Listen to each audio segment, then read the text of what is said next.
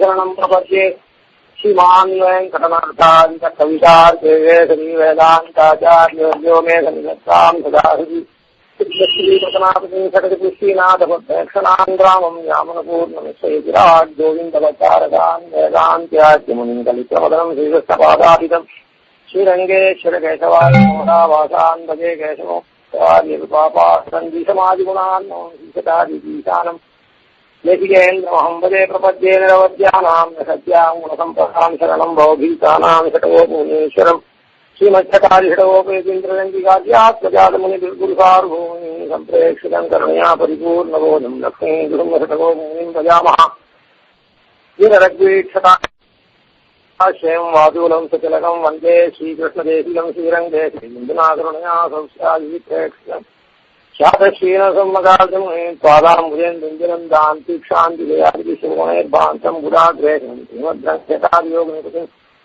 योनिं संशयीश्वरसुनाथन्येन्द्रनिष्ठं प्रसादात्मारी प्रभवेति मते प्राप्तलक्ष्मीमास्थानं देवेन्द्रं सकलमणिक्षतारिं श्रीरङ्गनाथोपरिदृष्टं लक्ष्मीन्दुसुम्मषडकरुणैकपात्रं श्रीरङ्गवीररघुराक्षरोभूत्यं वेदान्तदेशिवेन्द्रमहं प्रपद्ये श्रीमद्रङ्गचारिसंराल्लब्धागमान् तद्वयम् श्रीमद्वेदगूद्वाद्यषडवीक्षादारविन्दाश्रयं श्रीमद्वेदभगं सुदेशीयते कारुण्यवीक्षास्पदं देवेरङ्गदुरीणसाहनवशं नारायणं योगिनं श्रीमद्रङ्गशटारियोगिजनन्यस्तात्मरक्षापदं श्रीमद्रङ्गशटारिविरघुराल्लब्धागमान् तद्वयमीर्षादं परिवर्तितं शुभगुणैः पान्तं महद्वंशजं वन्दे वत्सविभूषणं पुरवरं श्रीकृष्णमार्यं सदा वेदान्तदेशिकेन्द्रकटाक्षलब्धपर्यन्तसारमनवद्यगुणं बुधाद्यम् नारायणाद्ययति दुर्यकृतसंसिद्धं श्रीरङ्गनाथविशेखरमाश्रयामः केशवार्यकृपापात्रन्दीसमाजिगुणात्मशिषकारीशानं देशेन्द्रमहं भजे रामानुजयापात्रं ज्ञानमयभूषणं श्रीमद्वेङ्कटनाथार्यं वन्दे वेदान्तदेशिकं लक्ष्मीनाथसमारम्भां नाथयामुनमध्यमां सदाचार्यपर्यन्तां वन्दे गुरुपरम्परां योनित्यमच्युतपदां भुजेश्वरे रामो नायने स्वं गुरो भगवतो श्रीसुन्दोः रामानुजशरणो शरणं प्रपद्ये मातापितायवतयस्तनयानि भूति सर्वं निदेवनेन मदं नयानामाद्यशन कुलपतेरुगुणाभिरां श्रीमत्तदङ्गिरिवरं प्रणमामि भूतं सरस्वमदाक्वयभट्टनादि श्रीभक्तिसारगुरुहेर्योगिवाहान् तत्त्वाङ्गेण प्रकालयं तनिष्ठां श्रीमत्पराङ्गिरं प्रणतोऽस्मि नित्यं मुन्नविनयगरमुदम् பொன்னங்கலக்கமலப்போதிரண்டு கன்யாக்கேன் தென்குலத்தாக்கெண்ணி கடவுடையே ஞான்மயந்தரி தெரிந்தமெல்லாம்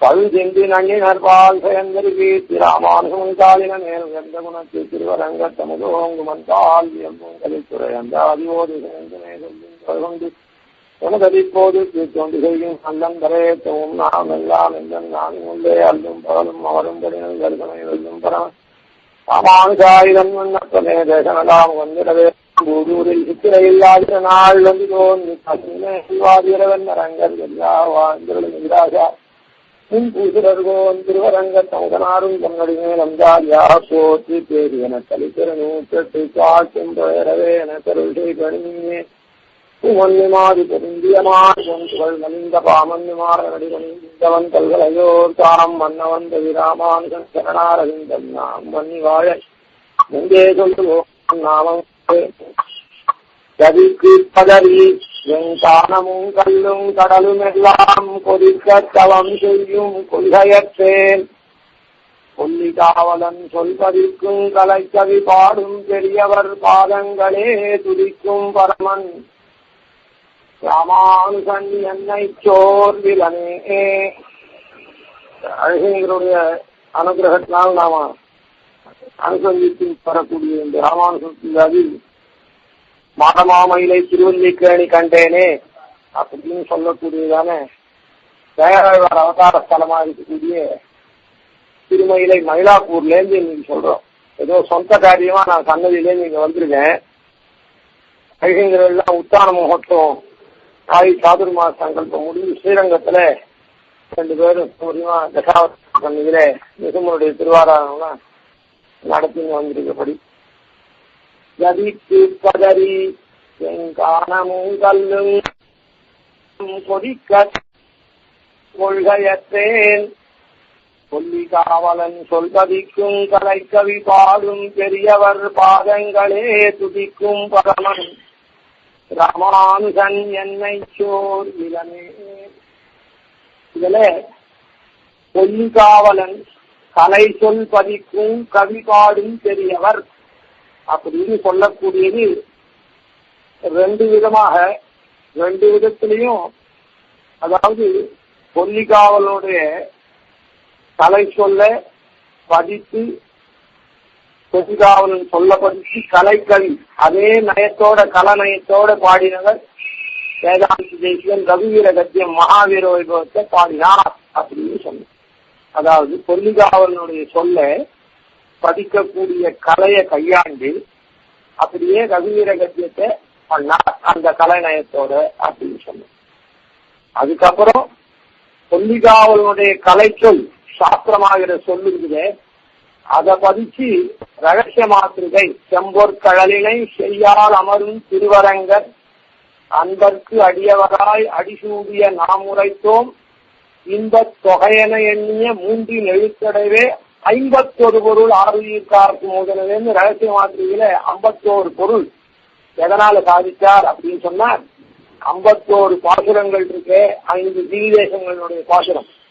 அதை வச்சு அப்படியே அந்த ரகசியத்தினுடைய 3 ரகசியங்களுடைய அர்த்தத்தையும் சாதித்தார் அப்படின்றத சாலிபுலாகன் நியாயன ஊனேறு கருப்புயரம் அந்த 21 பாசுரங்கள்ல துவயார்த்தத்தையும் சரமஸ்லோகார்த்தத்தையும் சுவாமி தேசியன் எப்படி சங்கரித்தார்ன்றத இது பண்ணோம். பிரணவாகார விமானத்தின் கீழ் இருக்கக்கூடிய பிரணவ பிரதிபாத்தினா இருக்கக்கூடிய எம்பெருமான அட்டாட்சர பிரதிபாத்தினா இருக்கக்கூடிய முதல் 30 பாசுரத்தினால அனுபவித்தார்ன்றது சாலிபுலாகன். அதுவும் சங்கதமானது, அது ரகசியமாக்குறது. இப்படி அந்த கொல்லிகாவலுடைய கலை சொல்ல பதித்து கவி பாடக்கூடிய பெரியவரா இருக்கிறே அந்த பெரியவருடைய பாதங்களே குதிக்கும் பரமன். பாதங்களே குதிக்கும் பரமன்னா அவருடைய திருவடியை தலைமையில வைக்கிறார் அப்படின்னு இல்லை. அதாவது தன்னுடைய சம்பிரதாயத்துக்கு தரிசன பிரவர்த்தனத்துக்கு முன்னமே இதெல்லாம் சொல்லிட்டோம் ஒரு 4 வாரம் முன்னே. அதாவது ஒருவன் ஒரு காரியத்தை ஆரம்பிக்கிறான், அந்த காரிய விசேஷத்தை இன்னொருத்தன் கீழ்களை தொடர்ந்து நடந்ததுன்னா அவன் நிச்சயத்தையா தன்னுடைய பாடமெல்லாம் தீர்ந்து எப்போது தான் வச்ச பயிர் உத்தரோத்தரம் வளருதுன்னா அவனிடத்துல எப்படி பகுமானம் கொள்ளுவானோ அதே போல ஸ்ரீபாஷ்யக்காரனுடைய எண்ணமாகப்பட்டது இந்த மாதிரி தன்னுடைய சம்பிரதாயத்தை பரப்பக்கூடியவன் கிரந்த ரூபேன எல்லாம் பண்ணக்கூடிய ஒரு மகான் பின்னால் அவதரிக்கிறார் அப்படின்றதுல எப்படி நம்மாழ்வாருக்கு கொலிகையில பாஷ்யக்காரர் அவதரிக்கிறார் அப்படின்றத பவிஷ்யகாச்சாரியன்னு அந்த தெளிவோட அவர் எழுந்தாரு. அதே போல பாஷ்யக்காரரும் இந்த தேசிகனுடைய அவதாரத்தை கணிச்சு தன்னுடைய தர்சனம் தழைத்தோங்குன்றதுல திருவுள்ளம் பத்தினார்ன்றதை அமுதனார் சாதித்திருக்கார். கொல்லிகாவலன் சொல்பதிக்கும் கலை கவி பாடும் பெரியவர் பாதங்களே துதிக்கும் பரமன். அப்படிப்பட்ட பரமன் உயர்ந்தவராக கூடிய ராமானுஜன் என்னை சோதிலனே, அதாவது என்னை சோதிலன்னா தன்னை அனுசந்தானம் பண்ணார். நமக்கெல்லாம் தேசியனுடைய அடியாரா இருக்கக்கூடிய நமக்கு சோர்வே இல்லை. காரணம் என்னன்னா ராமானுஜனுடைய சித்தாந்தத்தை சரணாகதி சாஸ்திரத்தை தேசிகன் பலபடியா கொல்லிகாவலன் சொன்னபடிக்கெல்லாம் பண்ணி ஸ்தாபனம் பண்ணினதுனால அந்த சம்பிரதாயம் தழைத்தோங்குமானதுனால தன்னுடைய கிருஷி பலித்ததுன்ற சந்தோஷத்துல எல்லாரையும் ராமானுஜன் கை கொள்ளுகிறார் அப்படின்றது இந்த ஸ்லோகத்தினுடைய சாசனத்தினுடைய காற்று. இது மாதிரி ஒரு அர்த்தம் விசேஷம் இருக்குதா அப்படின்னு சொன்னா மணவாள மாமுனிகளே என்ன சாதித்திருக்காருன்னா கொல்லிகாவலன் சொல்பதிக்கும் முதல் யோஜனை கொல்லிகாவலன் கலை சொல் பதிக்கும் கவி பாடும் பெரியவர் பாதங்களே துதிக்கும் பரமன். ஸ்ரீ குலசேகர பெருமாள் கலை சொல் பதிக்கும் ரத்னங்களை பதித்தா போலே சாஸ்திர சொற்களை பதித்த கவிகளை பாடும் பெரியவர், பிரீதிக்கு போக்குவிட்டு பாடா நின்றுள்ள வைபவத்தை உடையவர்களுடைய பாதங்களே திருவடிகளை ஏற்றுமவராய் துதிக்கும் பரமன் பகவத் விஷய பிராவண்யத்திற்கு மேற்பட்டார் இல்லாதபடியாக இருக்கும் ராமானுஜன் அர்த்தம் அல்ல. அதாவது இந்த இதுல என்ன அர்த்தம்னா, கொல்லிகாவலன் சாஸ்திரத்தை சொல்ல படிச்சு தன்னுடைய பெருமாள் திருமொழின்ற கிரந்தத்தை பண்ணார். அந்த பெருமாள் திருமொழின்ற கிரந்தத்தை அனுசந்தானம் பண்ணக்கூடிய பெரியவர். பெரியவர்னா ராமானுஜனுக்கு முற்பட்டவரையே வச்சுக்கலாம். பெரிய நம்பி, திருக்கோட்டியூர் நம்பி, திருமாலையாண்டான், நாதமுனி பிரபுகள் யாரவானாலும் வச்சுக்கலாம் இந்த யோஜனையில. ஆனால் அதே மனோரமாவது அதுக்கு அடுத்ததுல மாமுனிகள் என்ன சொல்ற, அன்றிக்கே கொல்லிகாவலன் சொல்பதிக்கும் கலைக்கவி என்றதுக்கு ஸ்ரீ குலசேகர பெருமாள் அனுபவ பரிவாக ரூபமான சோக்திகளை ரத்னங்களை பதித்து வைத்தா போலே நிறைத்து வைத்ததால் சாஸ்திர ரூபமாய் இருந்துள்ள கவிகள் என்னவுமாம். அதாவது இதுக்கு என்ன அர்த்தம்னா, ஸ்ரீ குலசேகர பெருமாள் அனுபவ பரிவாக ரூபமான சோக்திகளை குலசேகர பெருமாள் அனுபவ பரிவாக ரூபமாக தன்னுடைய அனுபவத்தினுடைய மேலீடாக ஒரு உக்தி பெருமாள் திருமொழியை சொன்னார். தன்னுடைய சொற்கள் அந்த உக்திகளை, அதாவது பெருமாள் திருமொழியை ரத்னங்களை பதித்து வைத்தா போல் அந்த பெருமாள் திருமொழியை ஒவ்வொன்றும் ஒரு ரத்னம், ஒவ்வொரு பாசுரம், அந்த பாசுரத்தை ரத்னம் பதித்து வைத்தா போல் நிறைத்து வைத்ததாய், அப்படியே அந்த ரத்னத்தை எடுத்து இவர் ஒரு ஆரம் பண்ற யாரோ ஒரு பெரியவர் நிறைத்து வைத்ததாய் சாஸ்திர ரூபமாய் இருந்துள்ள கவி என்னவுமாம். சாஸ்திர ரூபமாய் அந்த ரத்னமா பதிச்சு இருக்குது. அவர் கொல்லிகாவலனுடைய உக்தி அனுபவ பரிவாக உக்தியான ரத்னங்களை தன்னுடைய கிரந்தத்துல பதிக்கிறது. அந்த கிரந்தமும் எப்படி இருக்குது, சாஸ்திர ரூபமான கவியாய் இருக்கிறது அப்படின்னு மனவாள மாமனிகள் வியாக்கியானம் பண்றது.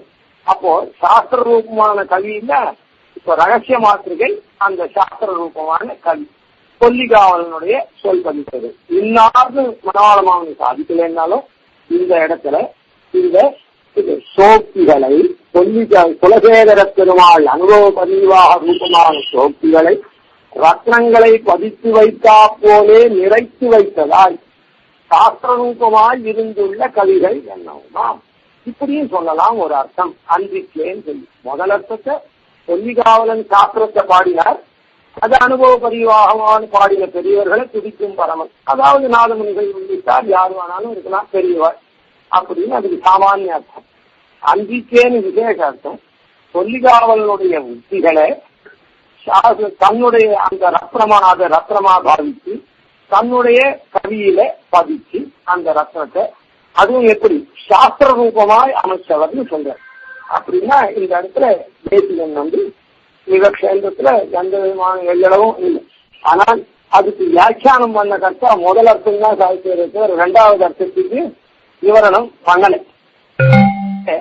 இப்படி கொல்லிகாவலன் சொல்பதிக்கும் கலைக்கவி பாடும் பெரியவர் பாதங்களை ஏற்கக்கூடிய, அதாவது பகுமானம் கொள்ளக்கூடிய ராமானுஜன் அந்த வழியில தேசிய தர்சனத்துல வந்த நம்மளை கைக்கொள்றார். அதனால கதிக்கு பதறி செங்கானமும் கல்லும் கடலும் எல்லாம் கொதிக்க தவம் செய்யும் கொள்கையற்று, அதனால காட்டிலேயோ மலையிலேயோ இல்ல கடல்லையோ போய் நம்ம உடம்பெல்லாம் கொதிக்கிற மாதிரியோ இல்ல அந்த இடமெல்லாம் நம்முடைய உக்கிரமான தபத்தினால அதெல்லாம் கொதிக்கிற மாதிரியோ ரெண்டு விதமான இதுவாகவும் தபத்தெல்லாம் பண்ண வேண்டியதில்லை. சூழ்வாட உன்னார் நீர் காவலிட்டு உடலில் பிரியாக புலனெங்கும் நொந்துன்ற ரீதியில தபஸ் பண்ண வேண்டியதில்லை.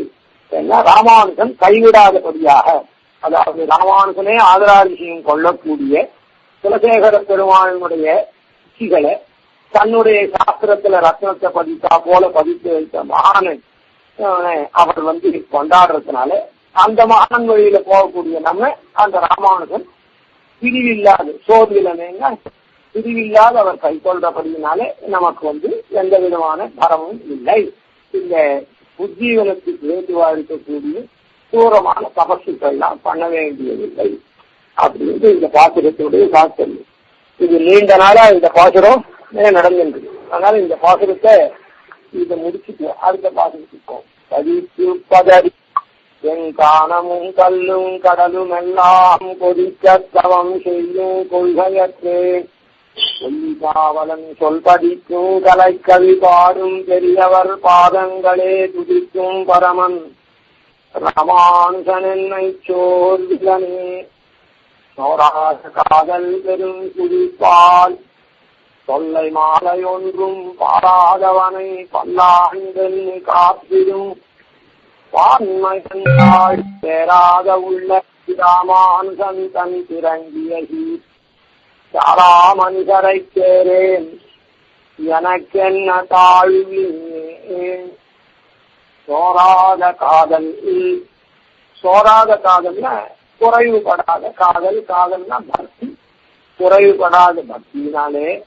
பெரும் சுழிப்பால் அந்த பக்தியாகப்பட்டது ஒரு வெள்ளம் அந்த வெள்ளமாகப்பட்டது பிரவாகம் ரொம்ப வேகமா வருது அது பெரும் சுழிச்சுண்டு ஓடும் அங்கங்க சுழற்சியில ஓடுமானதுனால பெரும் சுழிப்பால் அந்த குறைவுபடாத இருக்கக்கூடிய பக்தியினுடைய வெள்ளம் சுழன்று கொண்டு ஓடுறதுனால தொல்லை மாலை ஒன்றும் அனாதியா நிச்சயனா இருக்கக்கூடிய எம்பெருமான் இருக்கானே சர்வோத்கிருஷ்டனா இருக்கக்கூடிய எம்பெருமான் தொல்லை மாலை ஒன்றும் பாராதவனை இப்படி அனாதியா பகவான் இருக்கான் அவன் சர்வோத்கிருஷ்டன் பரஸ்மாஸ்வரன் இப்படியெல்லாம் அவனுடைய மேன்மையை பாராதே தன்னுடைய கீழ்மை சேஷபூத்தனான தன்னுடைய இதையும் பாராமை ஒன்றும் பாராது அவனுடைய மேன்மையும் பார்க்காமே அவன் அவாப்த சமர்த்தகாமன் இத்தியாதி மேன்மை படைத்தவன் இருக்கே சத்திய சங்கல்பன் சத்தியகாமன் அப்படின்னு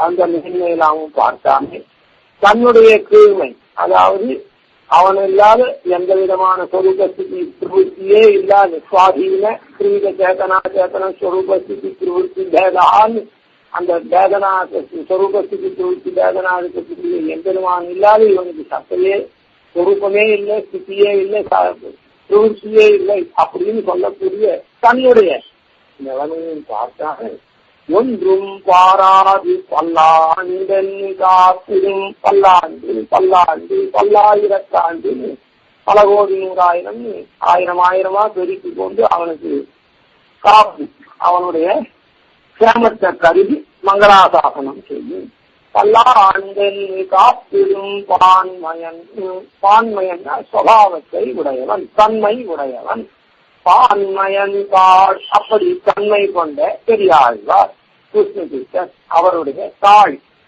திருவடியை பான்மயன் தாழ் பெறாத உன்னத்தி ராமானுசன் தன் திறங்கிய அப்படி பெரியாழ்வாருடைய திருவடியிலே பெறாத உள்ளத்தில் பிரிவுபடாத அசஞ்சலமான உள்ளத்தை பக்தியை கொண்ட ராமானுசன் அந்த ராமானுசன்களே பெறாத உள்ளத்தி ராமானுசன் தன் திறங்கிய அந்த ராமானுசனுடைய திறங்கிய சீர் மிகவும் மிக்குள்ளதான கல்யாண குணங்கள் திறங்கியன மிக்குள்ளதான பெருமை மிகுந்ததான கல்யாண குணங்கள் அளவற்றதான திறங்கிய சீர்மை கல்யாண குணம் சாதாரண அப்படிப்பட்ட பெரியாழ்வாரிடத்திலே பக்தி கொண்ட ராமானுஜனுடைய திருக்கல்யாண குணங்களிலே சாரா மனிதரை ஈடுபடாத மனிதர் இருக்காளே நாட்டில் அப்படிப்பட்ட மனிதரை சேரேன் அவளோட வசிக்க மாட்டேன் சேர்ந்து வாழ மாட்டேன் அவளை ஒரு பொருட்காக மதிக்க மாட்டேன் சேராம் மனிதரை சாரா மனிதரை சேரேன் எனக்கென்ன தாழ்வி அப்படி அந்த நீச்சர்களோட கலக்காம இருக்கக்கூடிய ஒரு உத்வேகம் ஒரு எண்ணம் எழுந்த பின்பு எனக்கு என்ன தாழ்வு எனக்கு இனிமே ஒரு குறைவும் கிடையாது அப்படின்னு இந்த பாட்டு தாற்பயம் சோராத காதல் குறிப்பால் சோராத அப்படின்ற பதத்துக்கு 2 விதமான அர்த்தம். சோறு சோறு தளர்ச்சி அதாவது டயர்ட் ஆயிடுறான்னு சொல்றமே, அந்த தளர்ச்சி. ஒரு கட்டில் இருக்க வேண்டிய இது ஏதோ ஒரு காரணத்தினால அதனுடைய சக்தியை இழக்கிறது தான் தளர்ச்சி.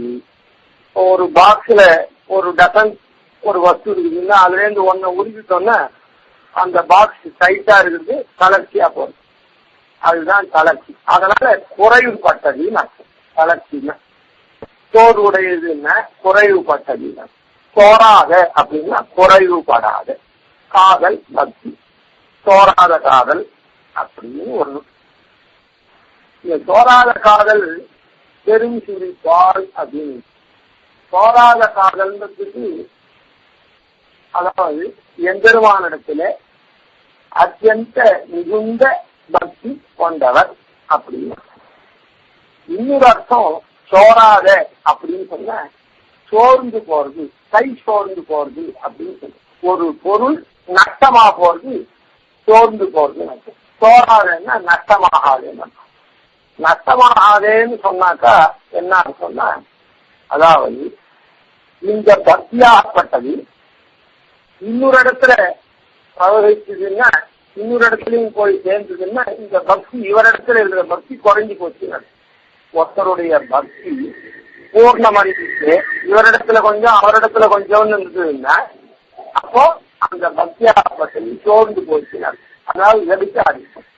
அது ஒரு இடத்துல எம்பெருமானிடத்திலையும் பக்தி, இதர இடத்துலயும் பக்தி அப்படின்னு சொன்னா அந்த விபச்சார தோஷங்கள். அதனால அவ்வியபச்சரித்த பக்தி, அவ்வியபச்சரியான காரணியான பக்தி, அதாவது விகரர்களுக்கு சம்பந்தம் இல்லாததான எம்பெருமானிடத்திலேயே கொண்டுள்ள பக்தி. அது எப்படி அப்படின்னு சொன்னா, நாராயண சப்தார்த்தம் இருக்கு. இவர் யார்? எம்பெருமான விஷ்ணு சித்தன் இவருக்கு பேர். விஷ்ணு சித்தன்னா விஷ்ணுவ சித்தத்துல வைத்தவர், மனத்துல வைத்தவர். இன்னொன்னு விஷ்ணு தன்னுடைய மனத்துல வைத்திருக்கிறார். அதனால ரெண்டு விதமா, யாருடைய மனத்துல விஷ்ணுவை வச்சிருக்காரோ அவர் விஷ்ணு சித்தன், விஷ்ணுவனுடைய மனத்துல யாரை கொண்டிருக்காரோ அவரும் விஷ்ணு சித்தன். ரெண்டு விதமான அர்த்தம். இந்த இடத்துல நாராயண சப்தம் தான். நாராயண சப்தத்துல நாராயணாம் அயனம் அப்படின்னு சொல்லச்சு, நாரங்களுக்கு இருப்பிடம் நாராயணன். நாரங்களுக்கு இருப்பிடம் நாராயணன் சொன்ன நாரங்களுடைய இஷ்டம் அது. நாரங்களா இருக்கக்கூடிய ஜீவர்கள்லாம் இருக்காலே இவாளுடைய இஷ்டத்தினால அந்த இடத்துல எம்பெருமான இடத்துல இருக்கான். ஒரு வீட்டுல ஒருத்தன் வசிக்கிறான்னா வசிக்கிறவனுடைய இஷ்டம் அது. அதனால நாரங்களுடைய இஷ்டத்தினால நாராயணாமயனம்னு வருது. அதுக்கு அடுத்தது நாராது தத்புருஷ சமாசம். நாராயணம் எஸ்ய சஹா அப்படிங்கிற பகுரியில நாரங்கள் நாராகா எஸ்ய எவனுக்கு அயனம் இருப்பிடமோ அவன் நாராயணன் சொல்ற பட்சத்துல நாரங்கள்லாம் நாராயணனுக்கு இருப்பிடமா இருக்கு. முதல்ல சொன்னது நாரங்களுக்கு இருப்பிடம் நாராயணன், இது அப்படி இல்லை, மாற்றி நாராயணனுக்கு நாரங்கள் இருப்பிடமா இருக்கும். அப்போ நாராயணனுடைய இஷ்டம். நானும் நீனேன் கண்டாய் நாரணனே நீ என்னை அன்றி இலை. இந்த தத்புருஷ பகுதி சமாசமான நாராயண சப்தார்த்தத்தை திருமூழ்ச்சியாழ்வார் சொல்லத்தே, நான் உன்னை அன்றியிலேன். நான்றது ஜீவ சமூகத்தை சொல்றது. நாராயணம்னு சொன்ன சமாசத்துல அந்த இதுல நான் உன்னை அன்றியிலேன், அதாவது உன்னை விட்டு இல்லைன்னா உன்னிடத்துல வசிக்கிறேன். நாரணனே நீ என்னை அன்றி இலை. நீ என்ன பண்ற? என்னை விட்டு நீ இல்லைன்னா என்னிடத்துல நீ வசிக்கிறாய். அதனால இந்த விஷ்ணு சித்தன்றது என்னன்னா, விஷ்ணு யாரிடத்துல எவருடைய சித்தத்துல இருக்காரோ வைக்கப்பட்டிருக்காரோ அவர் விஷ்ணு சித்தன். விஷ்ணு யார தம் மனசுல வச்சிருக்காரோ அவரும் விஷ்ணு சித்தன். அதனால பெரியாழ்வார் மனசுலையும் விஷ்ணு வச்சிருந்தார், எம்பெருமானுடைய மனசுலையும் பெரியாழ்வாரும் வச்சிருந்தார். அதனால பெரியாழ்வாருக்கு விஷ்ணு சித்தன் பேர். இப்போ இதுல பெருமாளை இருக்கிறது அப்படின்றது பெரியாழ்வாருடைய காரியம். ஆனா பெருமாளுடைய மனசுல பெரியாழ்வார் இருக்கிறதுன்றது அது பெருமாளுடைய காரியம் இல்லையா? அப்போ சொல்லுவோம், ஒருத்தருக்கு எல்லா விதமா ஒரு லோக திருஷ்டாந்தம், இந்த எரிச்சாடு தோஷம் இருக்குது, பதி பாராட்சியம். பதி பாராட்சியம் தான் இந்த இதுல ரொம்ப முக்கியமா சொல்லப்படுறது. பதி பாராட்சியம்னா பத்னியாப்பட்டவள், இது அப்படியே திருப்பியும் வச்சுக்கலாம். வயசு வருஷா பத்னி நடக்கிற பிரீத்தி இருக்கிறதும் பர்த்தா இருக்கிறதும் வச்சுக்கணும். இந்த ஒரு விஷயம் சொன்னா அதுக்கு எதிரடியும் அப்படியே தான். அதனால இப்போ ஒரு பத்னியாகப்பட்டவள் பர்த்தாவினிடத்துல சர்வ விதமான பிரீத்தியையும் கொண்டு இருந்துட்டு அப்புறம் இத்தரால் இடத்துலயும் பிரீத்தியா இருந்துட்டாள்னா அது போயிடுச்சு. இவனிடத்துல போகமா. அதே மாதிரி பர்த்தாவும் பத்னியோட பிரீத்தியா இருக்குது, ஆனா இத்தரா இடத்துலயும் பிரீத்தியா இருக்குது, அது பிரயோஜனம் இல்லை, அது எதுக்காக தோஷம். அப்போ சோர்ந்து போன காதல் அர்த்தம். சோராத காதல்னு சொன்னா அது முழுக்க முழுக்க இந்த இடத்துல தவிர வேற எந்த இடத்துலயும் பக்தி செலுத்தலை, பிரீத்தி செலுத்தலை அப்படின்னு அர்த்தம். காதல்ன்றது எல்லாத்துக்கும் பொது சப்தம். அப்பா பிள்ளையினிடத்துல இருக்குது காதல், அம்மா பொண்ணுனிடத்துல இருந்து காதல், பர்த்தாவினிடத்துல இருந்து காதல், தந்தையினிடத்துல கணவன் இருக்கிறதும் காதல் எல்லாம். ஆனா அது ஆச்சாரிய இடத்துல சிஷ்யனுக்கு காதல். அது அதுக்கு ஒவ்வொரு பக்தி, பிரேமம், பிரீத்தி, பாத்தல்யம் அப்படின்னு ஒவ்வொன்றுக்கும் பேர் மாறிண்டு வருது. அந்த உறவை பிரித்து சரி. அதனால பெருமாள் இடத்துல இந்த இடத்துல பக்தி. ஆனா அங்க நாராயண சப்தார்த்தத்தை சொல்ல வந்த திருமணிசி ஆழ்வார் இதுதான் சாதிச்சார். நான் உன்னை அந்நீலேன் கண்டாய் நாரணனே நீ என்னை அன்றியிலை அப்படின்னு சொல்லட்டு, நான் உன்னை அன்றியிலேன்னு சொல்லட்டு, நான் உன்னை விட்டு பிரியலை, பொன்னிடத்திலே வசிக்கிறேன்னு சொல்றது இவனுடைய இஷ்டம். நாரணனே நீ என்ன எண்ணிலை, நீ என்னிடத்துல விட்டுட்டு நீ வசிக்கிறது இல்லை அப்படின்னு சொல்றது அவனுடைய இஷ்டம். அது நாராயண சப்தார்த்தியா சொன்ன. ஆனா பெரியாழ்வார் சொல்லிட்டு ரெண்டுத்தையுமே தானே பண்றேன். உன்னை கொண்டு என்னுள் வைத்தேன் என்னையும் உன்னிலிட்டேன். உன்னை கொண்டு என்னுள் வைத்தேன் முதல்ல அதை சொன்ன. உன்னை அதாவது அந்த இடத்துல சொல்லிட்டு நாரணனே நீ என்ன எண்ணிலை, நீ என்னிடத்துல வசிக்கிறேன்னு அவனுடைய இஷ்டமா சொல்லிருக்கு. ஆனா பெரியாழ்வார் அப்படி இல்லை, அவனையும் தம் மனசுல கொண்டு வைத்தேன். உன்னை கொண்டு என்னுள் வைத்தேன் என்னையும் உன்னில் வைத்தேன். ரெண்டுத்தையுமே இவருடைய காரிய விசேஷமா சொன்ன. ரெண்டுத்துக்குமே கர்த்தாயாவே இந்த காரியத்தை பண்றவர் இவர். அதனால சோராத காதல் பெரும் சுழிப்பால், சோராத காதல் கொஞ்சம் கூட குறைவுபடாத காரியம். அதாவது நான் அந்த இடத்துல ரொம்ப பிரீத்தியா இருக்கேன் அப்படின்றது மாத்திரம் இல்லை, அது பிரீத்தியா இருக்கிறது மாத்திரம் இல்லை, இத்தரால் இடத்துலயும் பிரீத்தியா இருக்கேன்னா அது சோர்ந்து போனது குறைவுபட்ட காதல், பூர்ணமான காதல் இருக்குதுன்னு அர்த்தம். இந்த அவ்யபிச்சாரித்தமான ஒரு காதல் இருக்குதுன்னு சொன்னாலே ஒரு அர்த்தம். அதுக்கு ரெண்டுத்தையுமே இவரே பண்ற. உன்னை கொண்டு என்னுள் வைத்தேன் என்னையும் உன்னிலிட்டேன் அப்படின்னு சாதிக்கிற. அதனால சோராத காதல் பெரும் சுழிப்பால், இப்படி ஒரு நாளும் குறைவுபடாத இருக்கக்கூடிய காதல் அவ்யபிச்சாரியான பக்தி. இப்படிப்பட்ட பிரவாகம் இருக்குதே, அந்த பிரவாகமாகப்பட்டது பெரும் சுழிப்பால் அந்த பெரிய சிறியிலே அகப்படுகிறாரு. அப்படி பெரியாழ்வார் என்ன பண்ணார் அப்படின்னா, பக்தியாகப்பட்டது 9 விதம். சிரவணம், கீர்த்தனம், விஷ்ணோ ஸ்மரணம், பாதசேவனம், அர்ச்சனம், வந்தனம், தாட்சியம், சத்தியம், ஆத்ம நிவேதனம், 9 விதமான பக்தி, நவவித பக்தி. இந்த நவவித பக்தியும் பெரியாழ்வார் தன்னுடைய திவ்ய பிரபந்தங்கள்ல காண்பிக்கிறார். தோராக்காதல் தெரிவிப்பால் சாமானியன சொல்லச்சேன் கூட அந்த கண்ணன் கீதையில ஜன்ம கர்மச்ச மே திவ்யம் ஏவம் யோகேசி தத்வதா செத்வா தேகம் புனர்ஜன்ம நைதி அப்படின்னு சொன்னான். அதாவது என்னுடைய ஜன்மாவையும் அவதாரத்தையும் கர்மா தீய லீலை சேஷ்டிதங்கள் இருக்கு, அதையும் யார் உள்ளபடி அறியறானோ அவன் செத்வா தேகம் தேகத்தை உத்தர புனர்ஜன்மா நைதி புனர்ஜன்மாவை அடையறதில்லை, மறுபிறை அடையாது சாட்சியமா என்னோட வந்திருக்கான்னு சொன்னாரே. ஆன மாதிரி ஆரம்பத்திலே வண்ணமாடங்கள் திருக்கோட்டியூர் கண்ணன் சேஷவன் நம்பி பிறந்தினில் அப்படின்னு சொல்லி அவனுடைய ஜன்மத்தையும் விற்த்தாந்தங்களை செலுத்தவே வேண்டாம், வரிசையில கல்வி பாராட்டுகள் அது எல்லாம் வரிசையில சாதித்த.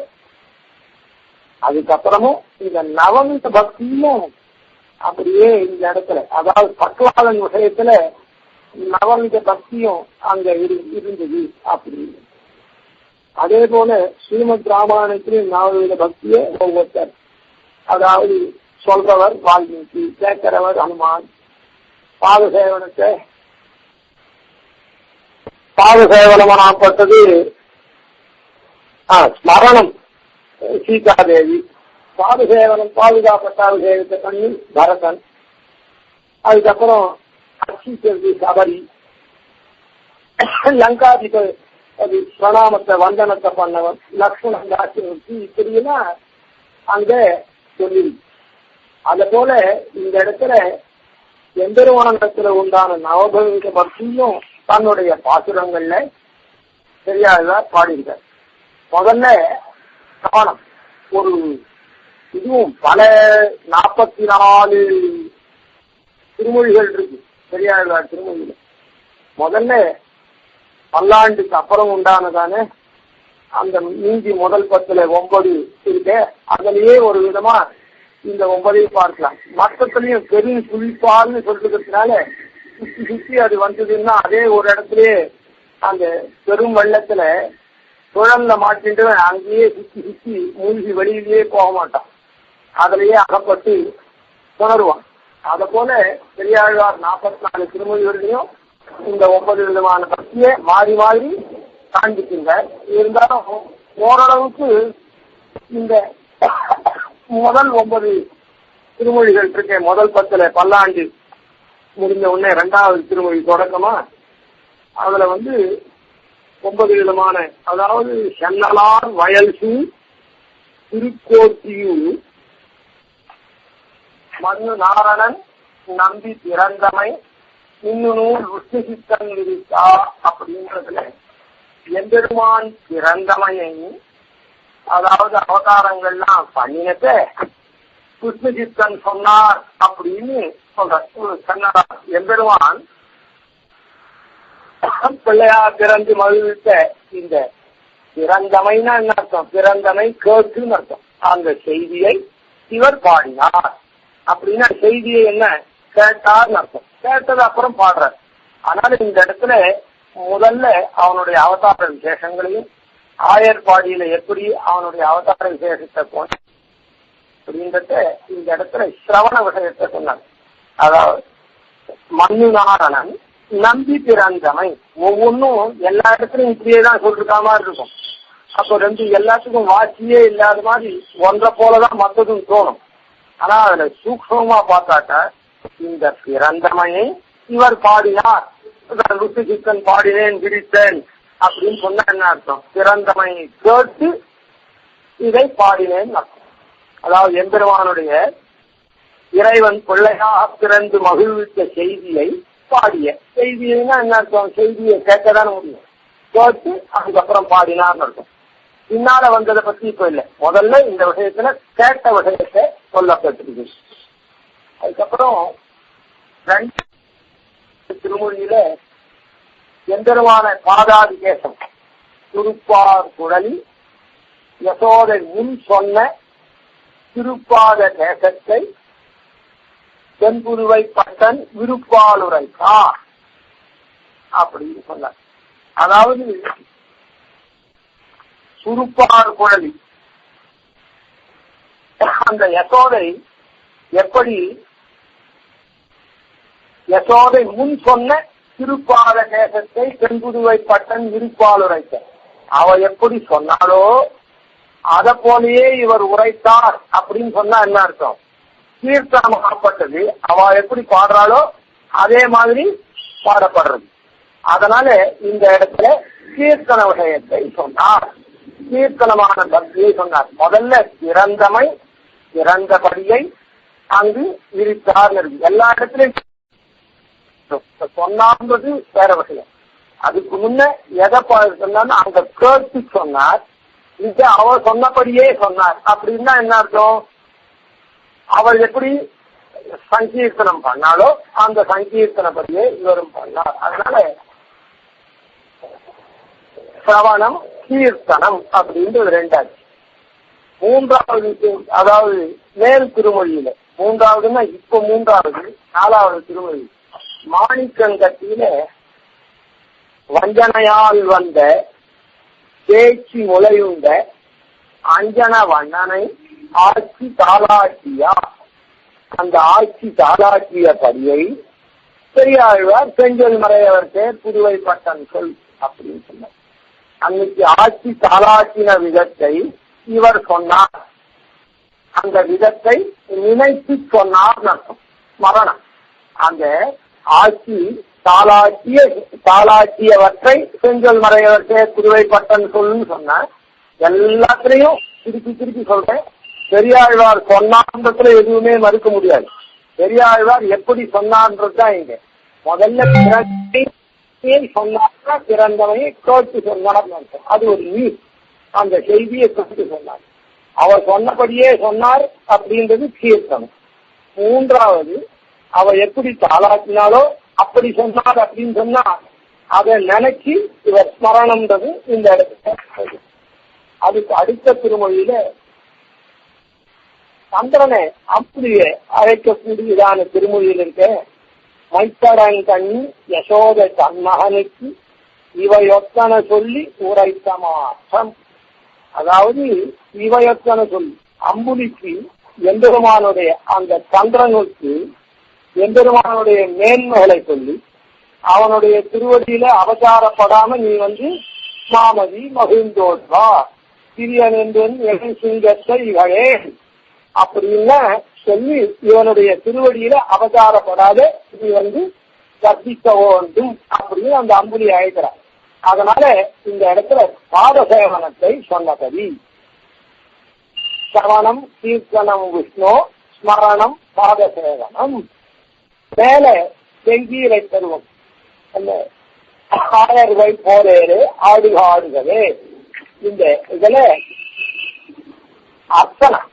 அர்ச்சனம்ன்றது என்னன்னா இந்த ஆயர்கள் போரேரே ஆடுகாடுகவே அப்படின்றதுல எல்லாம் உய்ய உலகு படைத்துண்ட மணி வயிறா ஊழிதோரூழி பல ஆளினரே பையவு யோகு துயல் கொண்ட பரம்பரமே இப்படின்னு எல்லாம் சம்போதனம் எம்பெருமான குறித்து சம்போதிச்சு ஒவ்வொன்றுத்தையும் இந்த பாசுரங்களை பாடுற. அன்னமும் நீனுருவும் அகலரியும் குரலும் ஆமையுமானவனே ஆயர்கள் நாயகனே என்னவலன் கலைவாய் ஆடுகவென்னு ஏழுலகமுடையாய் ஆடுகவென்னு அண்ணன் ஆடுக செங்கீரை ஏழுலகமுடையாய் ஆடுகவென்னு அப்படின்னு இருக்கு. அதனால அந்த நடமடவால் அசோதை உகந்த பரிசு. அதனால எம்பெருமான அர்ச்சனம் எதுக்காக பண்றது அப்படின்னு சொன்ன தன்னுடைய நல்வாழ்வுக்காக எம்பெருமான சம்போதிச்சு அந்த எம்பெருமானுடைய திருவடிகள்ல அர்ச்சனம் பண்ணக்கூடியதான அசோதை உகந்த பரிசு அப்படின்னு சொன்னதுனால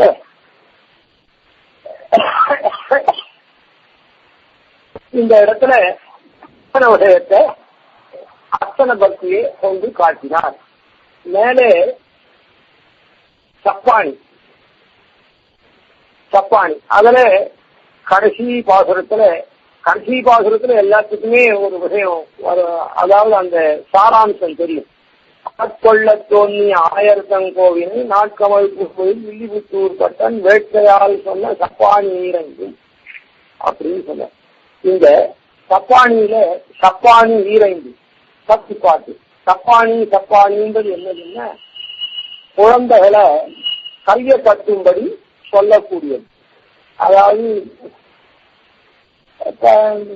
பண்டு காணி கொண்ட கைகளால் சப்பாணி, கருங்குழல் குட்டனே சப்பாணி, மன்னரமேல் ஆயர்கம் மன்னரமேல் கொட்டாய் சப்பாணி, மாதவனே கொட்டாய் சப்பானி, அந்த எம்பெருமான அழைத்து அழைத்து விழித்து அவனுடைய இரு கைகளையும் அந்த குழந்தைய கை தட்டும்படி சொல்றதுதான் சப்பானி அப்படின்றது. இந்த இடத்துல எம்பெருமானுடைய ரெண்டு கையும் ஒன்னா சேர்த்து தட்ட சொல்றது என்னன்னா, அவன் தட்டுறான், ஆனா நாமும் அதை பார்த்து அவனை அஞ்சலி பண்ணணும்.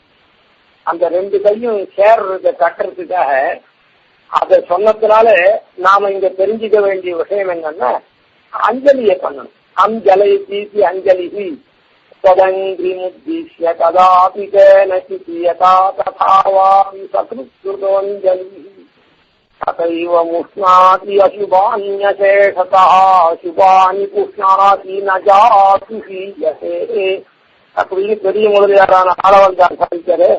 அந்த எம்பெருமான் கண்ணன் கடல் துற தூக்கிய கையின் பெருமதன்னை எண்ணன் கடக்க யமுனை துறைவர் எம்புதலால் அப்படின்னு சுவாமி தேசியனும் அஞ்சலி வைபவத்துல அந்த பெரிய ஆளவந்தார் சாதித்த விஷயத்தை எடுத்து உபபாதனம் பண்ண. அப்படிப்பட்டதான எம்பெருமான இந்த கை கொட்ட சொல்லக்கூடியதான இதிலிருந்து நாம அவனை அஞ்சலி பண்ணக்கூடியதான அர்ச்சனம் வந்தனம், அந்த நமஸ்காரம் எம்பெருமான வந்திக்க கூடியதான அந்த விஷயத்தை இந்த இடத்துல கொண்டிருந்தார். அதுக்கப்புறம் மேல தளர்நடை பருவத்தை சொல்ற.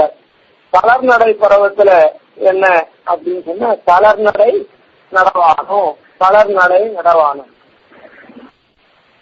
தளர்நடை ஆயர் குலத்தினில் வந்து தோன்றிய அஞ்சன வண்ணன் தன்னை தாயர் மகிழ ஒன்னா தளர தளர்நடை நடந்ததனை பெயர் புகழ் வில்லிபுத்தூர் கிருஷ்ணகிருஷ்ணன் சீரால் விதித்தன உரைக்க வல்லாது நடந்தாகிறேன்.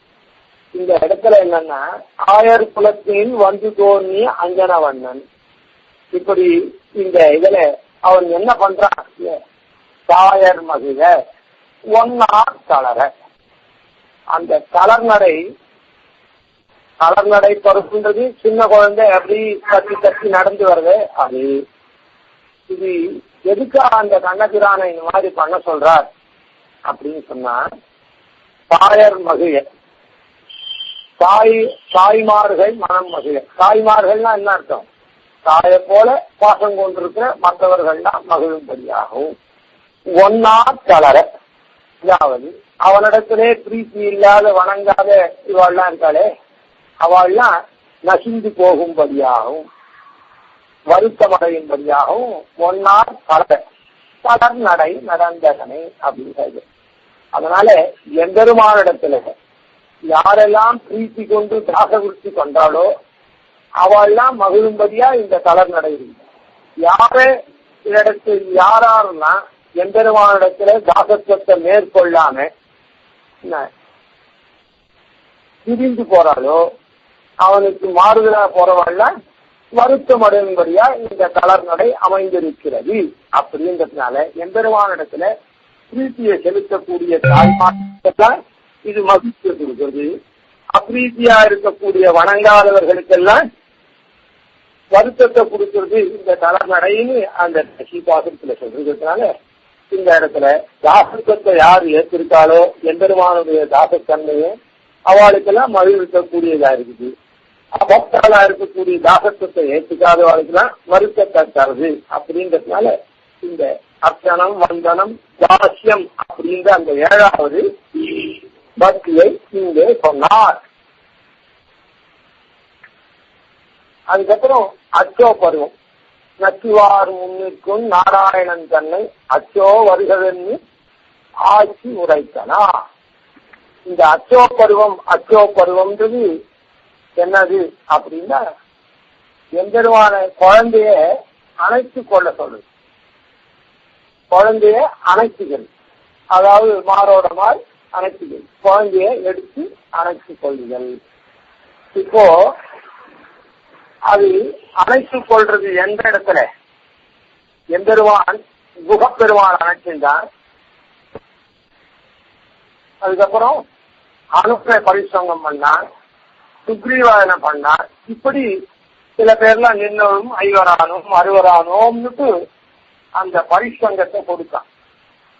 அதனால தோழமை உகந்தி தோழன் நீ எனக்கிங்கொழியன்னு சொற்கள் வந்து அப்படின்ற அந்த யாரார தோழனா அவன் நினைச்சானோ அவனுக்குதான் அந்த பரிசங்கத்தை கொடுத்தான்.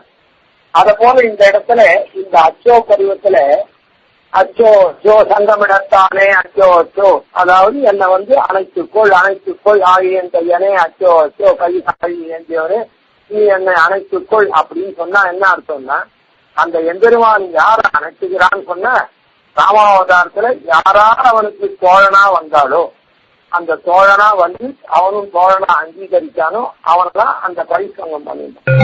அதனால இந்த இடத்துல அச்சம் அப்படின்ற இந்த 8வது விதமான பக்திய இங்கே காண்பித்தார். அதுக்கு மேல முதல் 10 முடியதா இருக்கக்கூடிய ஆட்சி அன்றாய் பிரான் புறம்புல்கியா அப்படின்னு இருக்கு. புறம்புல்குதல் இந்த அச்சோவுக்கும் புறம்புல்குதலுக்கும் கொஞ்சம் போரம் தான் வித்தியாசம். அதாவது அச்சோ அச்சோன்னு சொல்றது அணைத்துக்கொள் அணைத்துக்கொள்னு சொல்றது, அது மாரோட மாற கழுவுற மாதிரி முன்பக்கம். இது புறம்புல்குதல்ங்கிறது முதுகுல மூட்டை தூக்குற மாதிரி குழந்தைய மேல ஏற்றிக்கிறது. அதனால நம்முடைய முதுகுல அந்த எம்பெருமானுடைய திருமார்பு படுற மாதிரி அது, அதாவது ஒன்றன் பின் ஒன்று இருக்கா மாதிரி. இது வந்து எதிர மாரோட மாறு ஒருத்தருக்கு ஒருத்தர் எதிர்பக்கத்தில் இருக்கா மாதிரி, அது ஒன்றன் பின் ஒன்றா இருக்கா மாதிரி. அதுல நாம முன்ன பெருமாள் பின்ன என்ன புறம்புல்னா முதுக தழுவது. அந்த இப்போ இந்த செய்தியினால என்ன அப்படின்னு சொன்னா, குழந்தைய நாம முதுகுல ஏற்றிருந்தோம்னா அந்த நம்முடைய முதுகு மேல அதனுடைய மார் படிஞ்சு இருக்கும் திருமாறு. அதான் அது இந்த குழந்தை விஷயத்துல சொன்ன.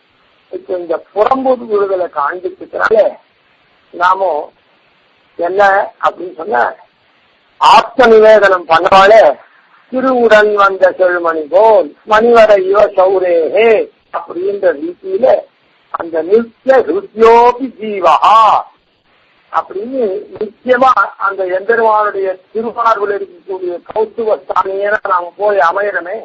அது எப்ப முடியும்னா அந்த 9வது விதமான ஆத்ம நிவேதனம்னு சொன்ன பக்திய பண்ணத்தேதான் அவளுக்குதான் அது கிடைக்கும். இப்ப இந்த புறம்புல்குதல்ல அந்த எம்பெருமானுடைய இப்போ கூட கேள்வி கேட்கலாம், அச்சோவில் கூட அணைக்கத்தே கூட எம்பெருமானுடைய மார்புல நம்முடைய மார்பும் பட்டியல அப்படியே நாம அந்த மார்புல இருந்துட்டனே அப்படின்னு ஒரு கேள்வி கேட்கலாம் சாமர்த்தியமா. அந்த கேள்வி அப்படியே இருக்கட்டும். அதனால இப்ப இதுக்கு மேல விஷயத்துக்கு போவோம்.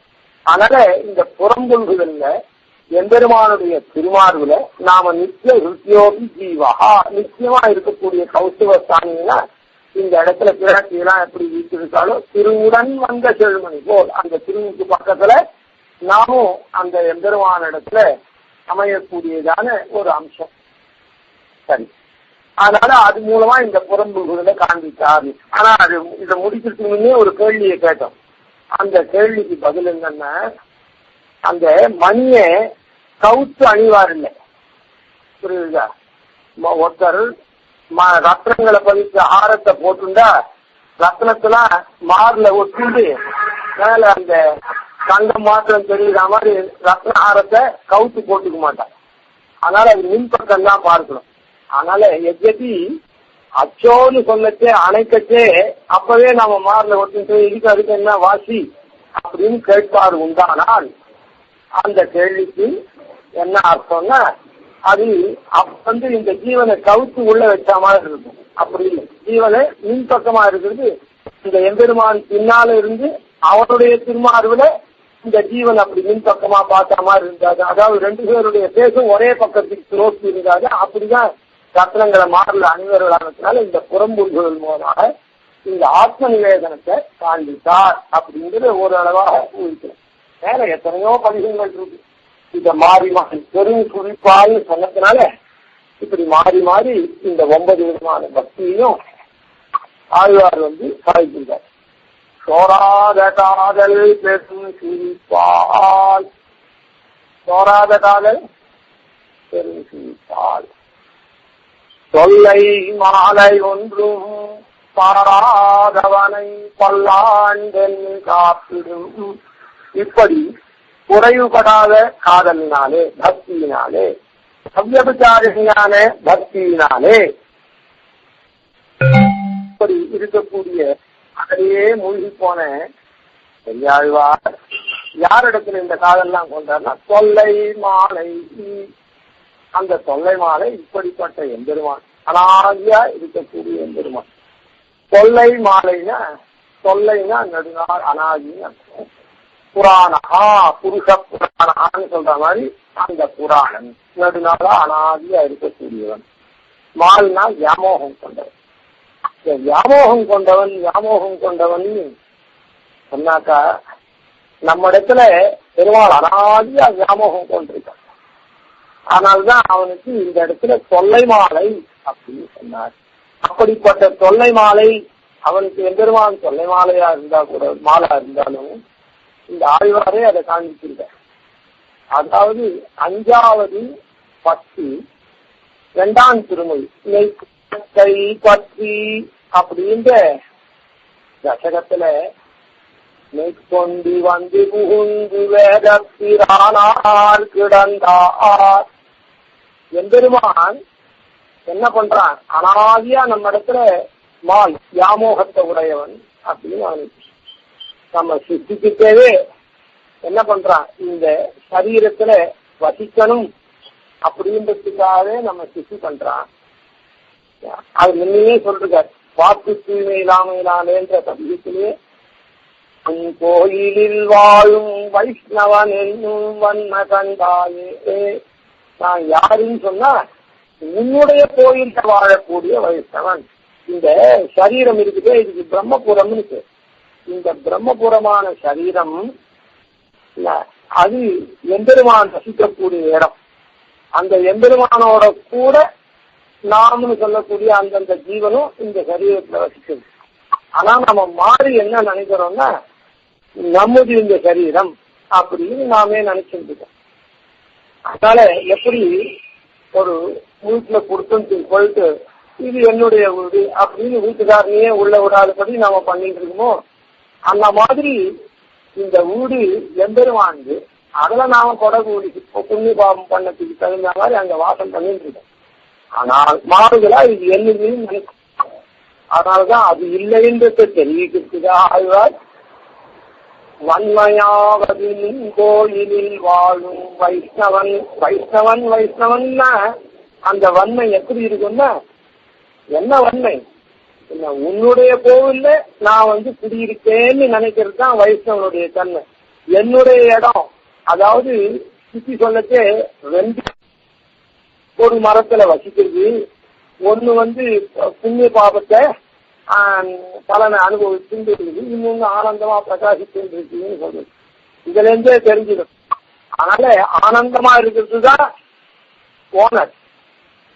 புண்ணிய பாபத்தை அனுபவிச்சுட்டு அப்பப்போ ஓனருக்கு கேள்வி கேட்டதுக்கெல்லாம் பதில் சொல்லிட்டு கஷ்டப்பட்டு கொடை கூலி கொடுத்து இப்படி எல்லாம் அல்லாடுறதுன்னு அப்போ ஆனாலும் அப்படிலாம் சொல்லியிருந்தா கூட இல்லை என்னுடைய சரீரம் அப்படின்னு நினைக்கிறாங்க. ஏன்னா இவன் கஷ்டப்பட்டு பாவம் சம்பாதிச்சாலும் இல்லை, புண்ணிய பாபத்தை பாப மூட்டையினால்தானே இந்த சரீரமே வந்துருக்கு. ஆனாலும் என்னது நான் அனுசந்தானம் பண்றதுல ஒண்ணு தப்பு. ஏன்னா இவன் பண்ணின கர்மாவுக்கு தகுந்த மாதிரி வந்திருக்கிறதுனால.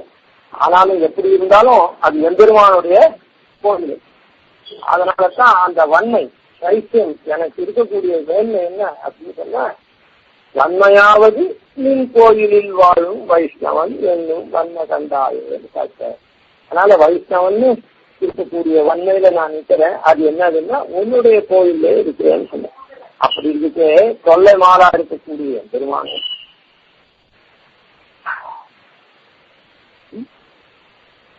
கொண்டு புகுந்து வேதப்பிரானார் கிடந்தார். வேதப்பிரானார் வேதத்தை உபகரித்தவன். வேதத்தை கொண்டுதான் நம்மையே நான்முகனை கொண்டு சிருஷ்டி பண்ணான்.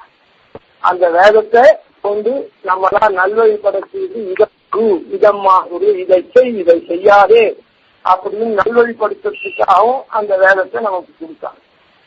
வேதத்தை கொண்டுதான் யார் என்ன பண்ணாலும் அந்த பண்ணபடிக்கு இந்த சித்திய பண்ணா. அதுக்கப்புறம் தன்னை வணங்க வைத்த கரணம் இவைன்னு பண்ணா. அது அப்படியே அதே நாம தெரிஞ்சுக்கிட்டு வேத பிரானா. அதனால அன்னைக்கே நம்ம கொடுத்ததே அச்சிகல்விஸ்தான்களையே ஜந்து நவலருக்கு ஜாத்த நிர்வேதான்னு அந்த கஷ்டப்பட்டு இவெல்லாம் உஜ்ஜீவிக்கணும் தான் பண்ணான். அது தன்னை வணங்க வைத்த கரணம். அதனால மேற்கொண்டு வந்து புகுந்து வேதப்பிரானார் கிடந்தார் அப்படின்னு முதல் பாட்டு. உடனே இப்படிப்பட்டவன் யாரு அப்படின்னு சொன்னான். சித்திரகுப்தன் எழுத்தால் என் புலக்கோன் பொறியொற்றி வைத்த இலக்கினை மாற்றி. ஆனா நாம என்ன பண்ணோம், அந்நாள் கந்தாக்கையின் வழி உழல்வேன். ஏதோ அன்னைக்கு பெருமாள் அவன் பண்ண புண்ணிய பாபத்துக்கு தகுந்தாம சிருஷ்டி காலத்துல அந்த புண்ணிய பாப பலனா ஒரு சரீரத்தை தந்தான்னா, அந்த சரீரத்தின் வழியே தன்னை வணங்க வைத்த காரணம், எம்பெருமான வணங்க வைத்த காரணத்தை மறந்து அந்த அந்நாள் நீ தந்த ஏதோ ஒரு சரீரம் கொடுத்தா அந்த கண்ணு காது மூக்க வச்சு கண்டு கழுத்து உற்று மோந்து உண்டு உடனும் ஐந்தறிவு கண்ட இன்பம் அது வழியே போயிட்டான். அதனால சித்திரகுப்தன் என்ன பண்ணான், கணக்கு எழுதி வச்சிருக்கான். அந்த தீவினைகள்லாம் அந்த குறிப்பெல்லாம் மொத்தத்தையும் கிழிச்சு போடுறான் பெருமாள். அண்ணா அப்படி உபகாரம் பண்றான். முதல்ல நமக்கு நல் சரீரம் கொடுத்தான், அது சரீரம் கொடுத்தும் பிரயோஜனம் இல்லை. ஆனா இவன் என்ன பண்றான், அதுக்கப்புறம் சித்திரகுப்தன் எழுதின கணக்கெல்லாம் கிழிச்சு போட்டு நம்ம இடத்துல எப்படி திருப்பார்கடல்ல சயனிச்சுக்கா மாதிரி நம்ம சயனிச்சுக்கணும் அப்படின்றதுதான் அந்த காரியத்தையும் பண்றான். திருப்பார்கடல்ல சயனிச்சுதான் நம்ம சுத்தி பண்றான். அதுல இருந்து நான்முகனை உண்டாக்கி நான்முகன்ல இருந்து நம்ம சுத்தி பண்றான். சுத்தி பண்ணாலும் நம்ம சித்திரகுப்தன் கணக்குல மாட்டிக்கிறோம். அப்படி மாட்டிருந்தாலும் அதெல்லாம் தூதுவரோடு ஒழித்தார். மொத்த பேரையும் யம தூதுவரெல்லாம் கிழிச்சு போட்டு என்ன குறிப்பேட்டெல்லாம் இது பண்ணி இது பண்ண. அதனால மூதறிவாளர் முதல்வன் பட்டவன் யாரு, திருப்பார்கடல்ல இருந்து நம்ம வேதத்தை கொண்டு சுத்தி பண்ணாங்க. அத்தோட சரியான அப்படி இல்லை, அவன் நித்தியசூரிகள் தலைவன். இப்ப இந்த சரீரத்துல இந்த சரீரத்தோட கூடிய நாம் இருக்குமே, அதனால நம்மோட கூட இருக்கிறது மாத்திரம் இல்லாம நம்ம சரீரத்து உள்ள திருப்பார்கடல்ல சயனிச்சுக்கா மாதிரி சயனிச்சு அத்தோட இல்லை, அப்படி இருக்கிறது மாத்திரம் இல்லை. அதுக்கப்புறம் மூதறிவாளர் முதல்வன், மூதறிவாளரா இருக்கக்கூடிய நித்திசூரிகள் இருக்காளே மூதறிஞர், அந்த மூதறிஞரா அறிவாளனா இருக்கக்கூடிய அந்த அனாதியா இருக்கக்கூடிய ஞானத்தை உடைய ஞான சங்கோச்சமே இல்லாத இருக்கக்கூடிய அந்த நித்திசூரிகளுக்கு தலைவரா இருக்கக்கூடியவரா இருக்கான்னா என்ன அர்த்தம், இன்னைக்கு நம்முடைய சரீரத்துல வர்த்திச்சு திருப்பார்கடல்ல சயனிச்சுக்கா மாதிரி இந்த சரீரம் போயிடுச்சுன்னா நமக்கு அங்க பரஞ்சோதிச்சா மூதறிவாளர்களுக்கு எல்லாம் எப்படி மூதறிவாளர் முதல்வன் அப்படின்னு அந்த எம்பெருமான் நம்ம வேதப்பிரானா இருந்து நமக்கெல்லாம் உபகாரம் பண்ணி சரீரத்தை கொடுத்தான்றது மாத்திரம் இல்லை, அந்த நித்திசூரிகளா நம்ம நித்திசூரி பரிசத்துல ஏற்றி அங்க சேவை தரக்கூடியது அப்படின்றதையும் காண்பிக்கிறார். இந்த தசகத்தினுடைய தாற்பயமே என்னது அப்படின்னு சொன்னா, பண்டன்னு பட்டினங்காப்பே அப்படின்னு சொல்ற. இந்த சரீரமாகப்பட்டது எம்பெருமான் இப்ப கொள்ளை மால்றதுக்கு தானே இப்ப உதாரணம் எடுத்தோம். இதனுடைய சாராம்சம் என்னன்னா, எம்பெருமான் ஆதியா நம்ம இடத்துல பிரீத்தியை கொண்டுள்ளான். ஆனா நாம அதை தெரிஞ்சிக்காத நாம அல்லல் படுறோம். எப்படி அனாதியா நம்ம இடத்துல பிரீத்தி கொள்றான்றத இங்க பெரியாழ்வார் சாய்க்கிறார். பண்டன்னு பட்டினங்காப்பே இத்தனால நமக்கு தெரியல. நாம ஒரு நமக்கு வேண்டிய ஒருத்தர் பெரிய போஸ்ட்ல மினிஸ்டர் லெவல்ல இருப்பார்னு வச்சுக்கோம். நாம எங்கேயோ சின்ன லைசன்ஸ் இல்லாத மாட்டிட்டோம்னா இப்ப நமக்கு அது உபயோகப்படுத்த தெரியாத வரையும் நாம அல்லாடுறோம். அந்த அசாமியை தெரிஞ்சு அந்த பேரை சொல்லிட்டா உடனே அவன் விட்டுட்டு நீங்க போங்க சார் அப்படின்னு சொல்லிடுறான். அத போல இந்த சரீரத்துல நாம இந்த எம்பெருமான் இருக்கான்றது தெரிஞ்சுக்கல. நெடுநாளா பெருமாள் இப்படி ஆழ்வார் சொல்லிட்டு வர ரீதியில இருக்கான். ஆனா அதை நாம இப்ப தெரிஞ்சுக்கல. தெரிஞ்சிக்காத இத்தனை நாளா நம்ம கடக்கிற போதெல்லாம் இந்த நோய்கள்லாம் இருக்குது, வினைகள்லாம் நம்ம ஏறி அது தொந்தரவு பண்ணிட்டு இருக்குது. இப்போ ஆழ்வார் என்ன சாய்க்கிறதுனா, பண்டன்று உன்னை போல இல்ல, நீ நேற்று வரையில என்ன மறுத்திருந்த நான் ஏதோ பயந்துருந்தேன், இல்ல ட்ரம்ப்காரிதோ என்கிட்ட இருக்குது அப்படின்னு அதை சொன்ன உடனே அந்த வினைகள்லாம் நம்ம விட்டு பிரிஞ்சு போகுது. அதுதான் இப்ப சொல்றேன். பண்டன்று பட்டினம் காப்பே, முன்ன போல நினைச்சுக்காத, இந்த பட்டினமாகப்பட்டது காக்கப்பட்டது இல்ல, இந்த பட்டினமாகப்பட்டது ரத்னங்கள்லாம் வைக்கப்பட்டிருக்கிற, அதாவது எம்பெருமான் நிதியை வச்சுருக்கேன் நானு அப்படின்னு அந்த எம்பெருமானால காக்கக்கூடிய இடம் இது, நீ இங்க உன்னுடைய இதெல்லாம் செலுத்தாதேன்னு சொல்லக்கூடிய பாது. அந்த தசகத்துல பெருமாள் எப்படி நீண்ட நாளா நம்ம இடத்துல வியாமோகம் கொண்டு இந்த சரீரத்துல உறங்கிட்டு இருக்கான் அப்படின்றத கிரமேண சாதிக்கிறேன். ஆனால் அதை நாம தெரிஞ்சுக்கிறது இல்லை, தெரிஞ்சிக்காம நம்ம அல்லல் பட்டு அதை தெரிஞ்சுட்டு எப்போ அனுசந்தானம் பண்றோம், அதான் எப்போ நம்ம அந்த நியூஸ் சொல்றோமோ அப்ப இந்த அவசியத்துல இருந்து நம்ம விடுபட்டு வச்சுறோம். அதுக்கு முன்வரையில் நம்ம கேள்வி கேட்டோ அதுவோ இதுவோ தொலைச்சி தொந்தரவு பண்றோம். அதனால இந்த 10 பாசுரத்துல பெருமாள் அனாதியா நம்ம இடத்துல கிரமேண எப்படி வியாமோகம் கொண்டு நம்ம சிருஷ்டி பண்ணினுடைய பிரயோஜனம் என்ன, நேரம் மேல ஏற்றின்னு போகணுன்றதுக்காக அவன் பண்றான். ஆனா நம்ம அது தெரிஞ்சுக்காம அல்லல் படுறோம். அதனாலதான் ஆழ்வார் பண்டன்று பட்டினங்காப்பே அப்படின்னு சாய்க்க. இந்த 10 பாசுரம் கொள்ளை மாலா எப்படி எம்பெருமான் சேர சாய்க்கிறான்றது அடுத்த வாரத்துல நாம பார்த்தோம். கவிதார்த்திய சோராத காதல் பெருஞ்சுழிப்பார் கொள்ளை மாலையொன்றும் பாராதவனை பல்லாண்டென் காப்பிடும் பான்மயந்தாள் பெறாத உள்ளத்திராமானுசன் தன் கிறங்கிய சீர் சாரா மனிதரை சேரேன் எனக்கென்ன தாழ்வினியே.